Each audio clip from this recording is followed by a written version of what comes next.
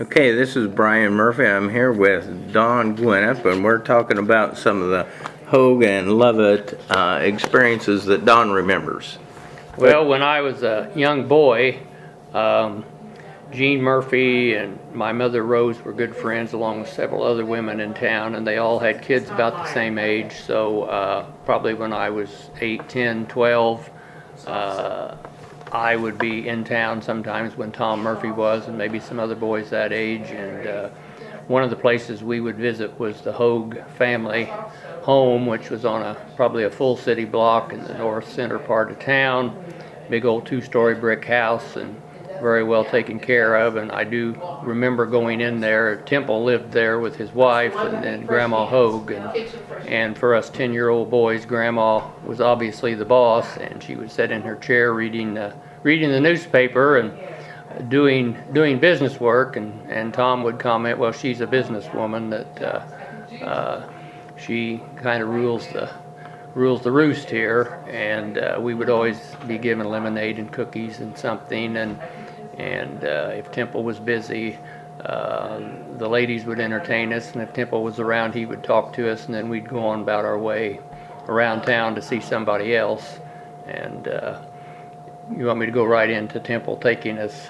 Sure. By chance, did you ever go into the basement there? I don't think I was ever in the basement. No? Okay. I was aware that Temple Lovett did soil tests, that he was a University of Illinois guy, and he'd been in the Army and the military, that he was pretty progressive for his time. I suppose after World War I, he came here and opened up a soils lab and started doing soil testing, which was kind of new in the farm community. And I know my grandfather, Guinnip in particular, did have soil tests that had come from that lab, and they started using lime and rock phosphate and other things, maybe at the time of World War I and just after that. And those applications were based on soil tests that came from Temple Lovett's laboratory there. So yeah, I had pretty good, for a 10-year-old, pretty good knowledge of what went on there. Yeah. Okay, you want to go into the... And then as we progressed the friendship with Tom Murphy and myself and some other young boys, that their mothers were all friends. As we got older and got involved in school and athletics and baseball and basketball and football, Grandpa Lovett to Tom was a pretty loyal University of Illinois alumni and kept pretty close track of what went on up there. And since we were all in Little League and basketball, probably weren't in football quite yet, maybe, but Temple would get tickets to athletic events at the University of Illinois, and it was 90 or 100 miles away, so it was kind of a short day trip. But more than once, we would go to football or basketball games on a Saturday afternoon at Urbana, Champaign, and Temple would take Tom and 2 or 3 of his friends, and it was quite a treat for me, probably the rest of them too, that nobody in most of our families had ever been to college, didn't have that association with a university, and let alone somebody who was an alumni. And then a college football or basketball game in those days would have been a big event. You'd see them on TV occasionally once a week, but few people attended. So Temple got tickets and took us to U of I basketball and football, and it was always a treat to ride up there and to talk and to get in the football stadium or the basketball stadium.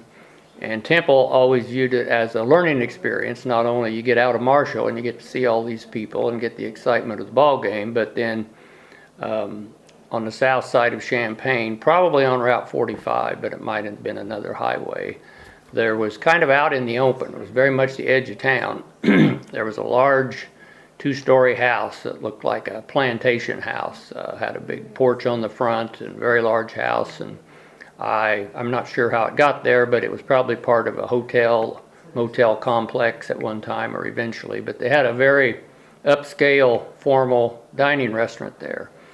So after a football game or maybe before a basketball game, Temple would take us to dinner there. And again, 12, 14-year-old farm boys had rarely been in a fancy dining room where they had white tablecloths and white napkins and 5 or 6 pieces of silverware at every sitting, and a coffee cup and a gravy, just a complete formal dining atmosphere. And you had to sit and behave and put the napkin on your lap and use the right fork and the spoon and order correctly. So Temple was not only taking us on a adventure for young farm boys from Clark County, but it was an educational activity that he believed that eventually you need to know how to act in a proper atmosphere, and that means, having dinner correctly.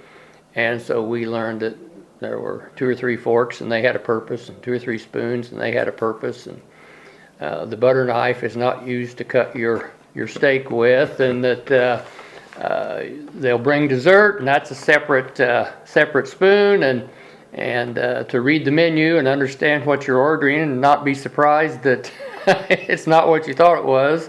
So those trips when we were young teenagers have always remained with me, and I just appreciate Temple's foresight to take some young kids and try to help their entrance to the real world later on in life as a good experience, and I value those memories a lot. So thanks to Temple for doing that for us. Yeah. Do you recall much of the Wabash Valley Association? I do recall. He was involved in that as well. I do recall the Wabash Valley Association. My mom had some interest in that, and there was a lot of interest in Marshall. I would say this would have been during the 60s and might have started during the 50s, but there was a period of time when I think they thought the Wabash River, which had once been navigable, and once they were able to do business, and then that had vanished, and I think there was a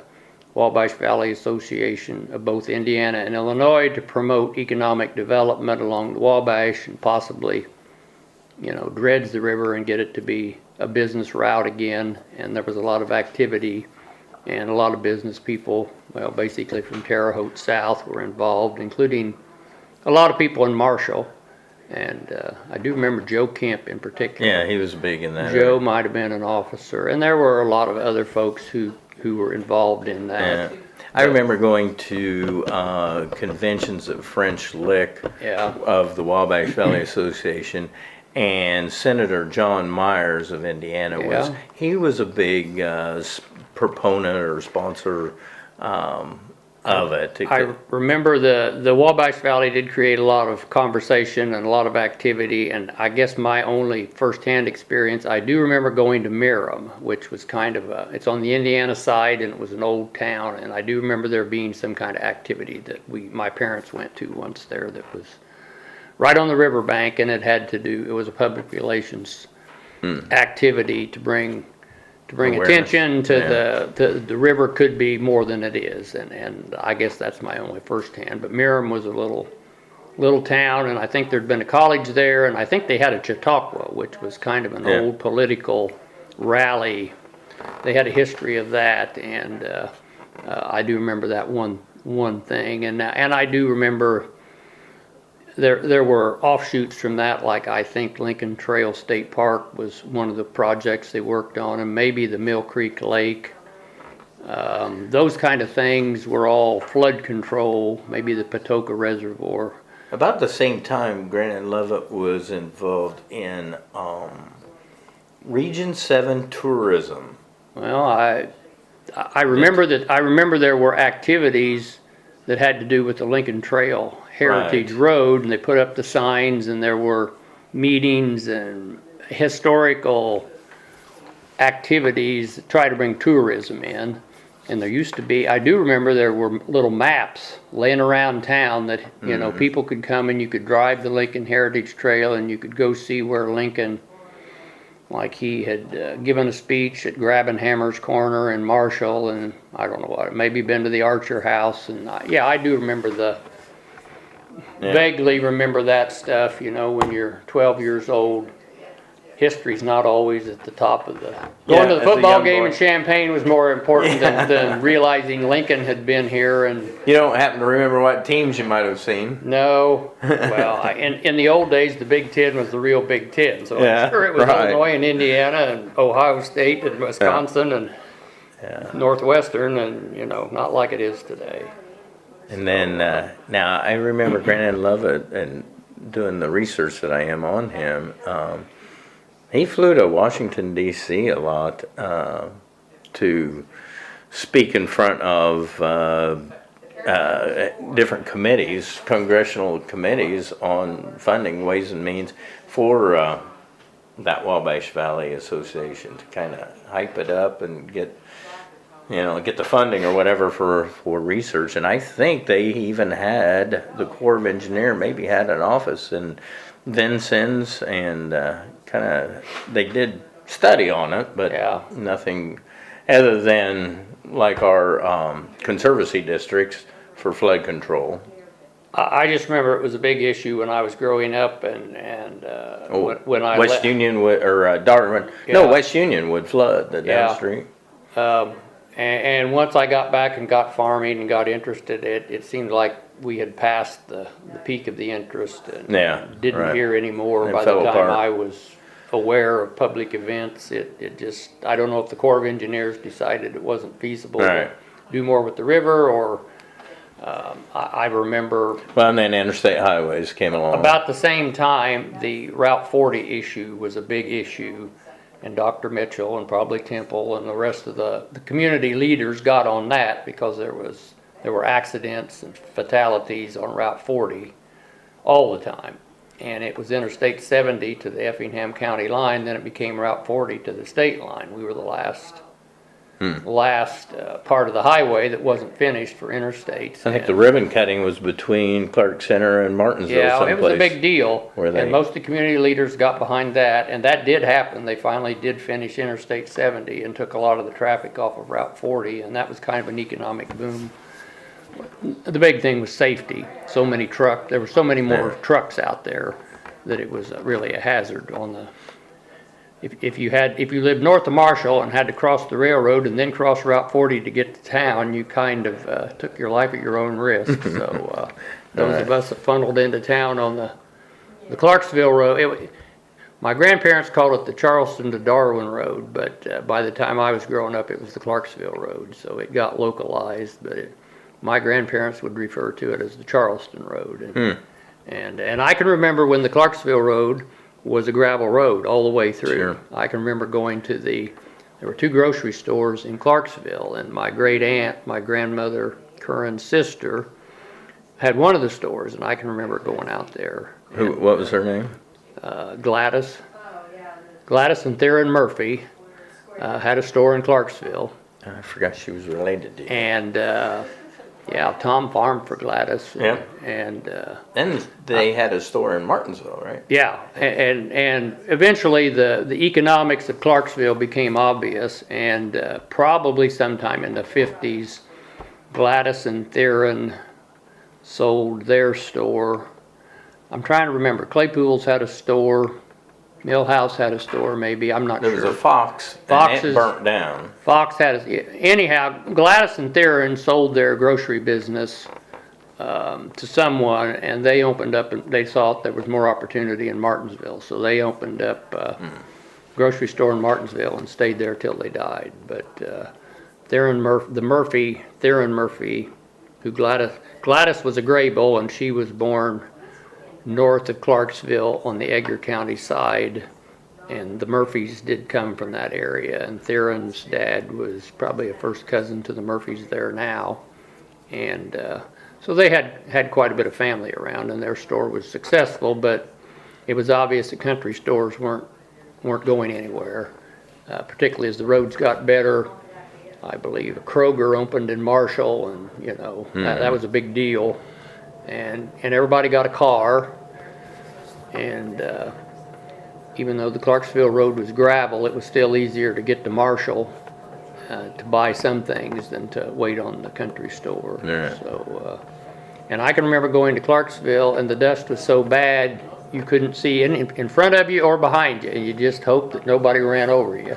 And in the summertime, it was dusty, and the families that lived in houses along there suffered a lot from the dust. Yeah, because there wasn't air conditioning. Yeah, I had to have the windows open.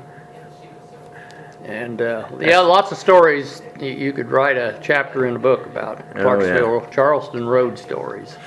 Now, did some people, because I know Dad, he would pay to get used oil to put right in front of the house. Yeah. I remember in this neighborhood, the Rabbit Ridge School was still on the Clarksville Road on top of one of the hills. And the Boozer Kent's family lived on top of the hill. And on the next hill... That's where the Morgan subdivision yes. turned, yeah. And on the next hill, well, the Boozers owned it too, but in my time, Truman Spittler bought Susie Boozer's house. And so you had some big houses on top of all three of those hills. And in the wintertime, the hills were difficult to get up and down. It became mud. But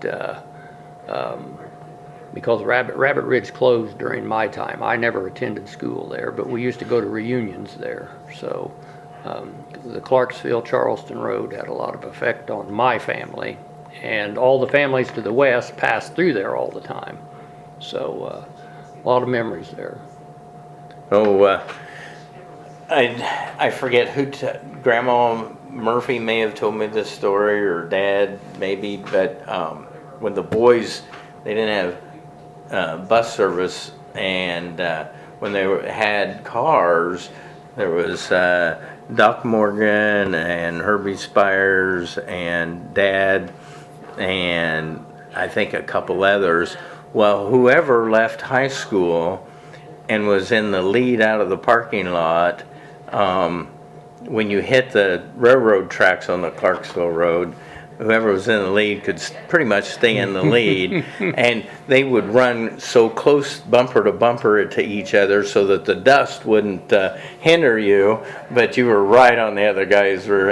Well, they were coming down that, past Truman Spittler's, down that curved into that bottom, and they were meeting a car, and I don't know if Dad, I think maybe Dad was in the lead, and they saw Chet Morgan's folks coming towards them from the other direction, and they must have been in a convertible or something, because he saw the mom in the passenger seat standing up, waving her arms, and he thought, oh no, Chet's trying to pass me, and he's going to hit his folks, you know.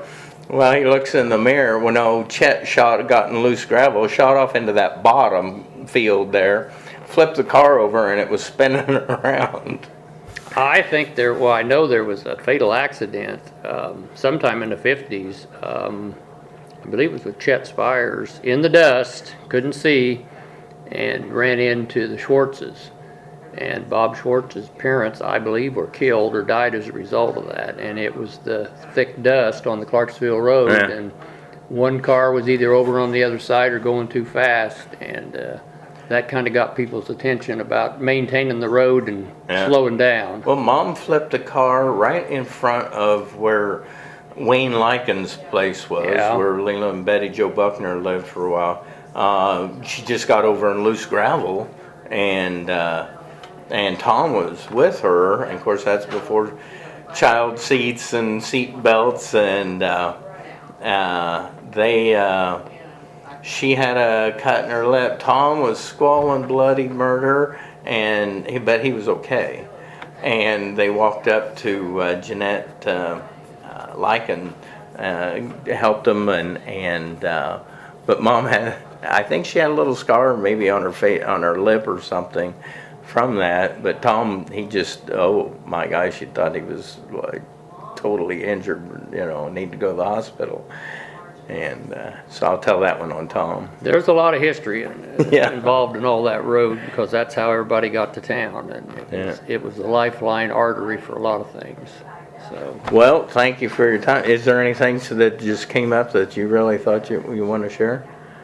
Well, I do remember you were in the Farm Bureau office. I do remember hearing about Temple's agricultural activities in the community at my grandfather's time, that he was involved in the Farm Bureau, that he was one of the few educated young men in the community that had the ability to operate any kind of technical advanced media, and that when Farm Bureau was organized in the 20s and they hired a farm advisor, part of it was educating in the really rural areas where there wasn't any electricity and no daily newspaper, and that Temple was hired to go around to the country schools in Clark County, and he was given a movie projector and then was given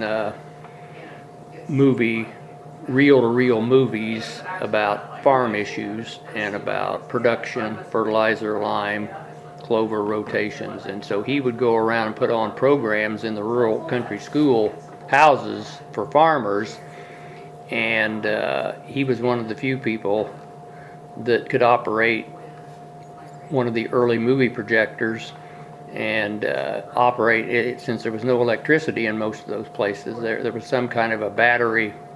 I never saw all this. I just heard about it and read about it, but he did come to Rabbit Ridge and Mozart and all the schools here.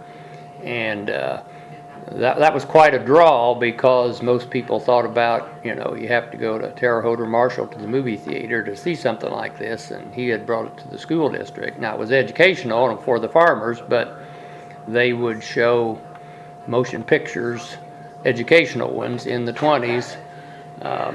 Probably pretty basic. Like liming practices? Yeah, rotation, liming, what rock phosphate would do. Some of the early research from the University of Illinois that farmers around here, we didn't have the black prairie dirt, which is pretty generous with growing crops, and you had to do more here to raise a crop. But Temple was one of the young people that was willing to go out in the community, and I don't know that he worked for the Extension Service or the Farm Bureau. I think he did, but he would have been what you would call a modern-day farm advisor, taking that information from research and disseminating it to the farm community. Well, to shed some more light on that, when he got back from World War I in the beginning of 1918, he didn't go back into classes. He'd gone there just 1 year. He finished his freshman year. And the interesting thing, he must have been in like the ROTC of the day today, but because he got college credit for tank warfare training.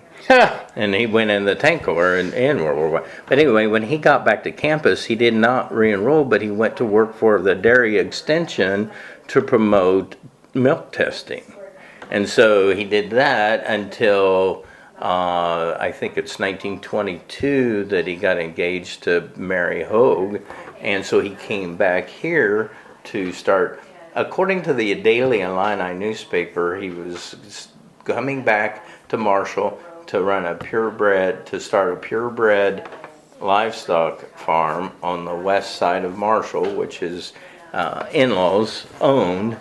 And but when over in France, when he was over there, the war ended. About the time they got over there, he was in a couple skirmishes. So they had these all these soldiers that were mostly from farms, and so what are we going to do with them? Because it's going to take a couple months to get back over to the United States. So they started educational programs about agriculture. They would have French farmers come in and use this to educate them. I can remember staying all night with my granddad Lovett in that Hogue house in Marshall. He had booklets by the Department of Army published, and it was about agricultural techniques and new things. And I wished I had one of those. But so he was a promoter or an educator. He kind of had some of that training because having a little college, he was a lieutenant. He came out an 18-year-old as a lieutenant out of World War I, and so when he got back to Marshall, the Farm Bureau was needing. I imagine they also use those educational classes around at the country schools to get more Farm Bureau members. Probably, I'm sure, because You know. the Farm Bureau was a dues-paying organization, and they were paying the extension people. It wasn't like today where the university paid them. They had to raise the money local. Okay. And I also remember Gene Murphy had this picture of the stockyards in Marshall, and I think it was a cooperative stockyards, and I think Temple helped to organize that stockyards. And in the Farm Bureau history book, there's a real nice picture, and I don't remember what it was called, but it like Clark County. Livestock Shipping Association. Yes, it was a cooperative marketing where farmers could get together and sell 20 cows at a time instead of 2. I think it was located there by the Equity Today. Yeah, it was on the Pennsylvania Railroad. Yeah. And I think Temple was involved in setting that up, and I think that was a Farm Bureau extension type farmer promotion activity, and it turned into something else eventually. But all those early things, he was involved in education and promotion in that whole 1918 till, I don't know, eventually I think he left and took a job somewhere else, Cincinnati or somewhere. But Yeah, and some of Mom's memoirs, I've found that he had to leave farming because he was plagued with always having a hernia from manual labor, I guess.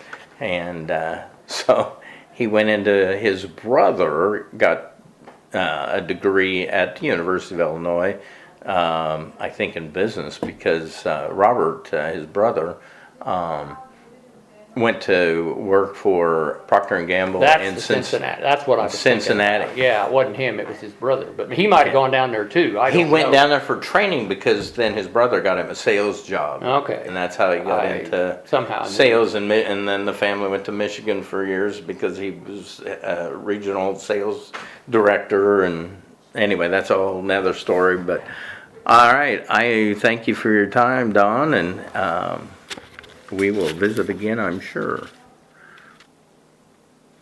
When you turn that off,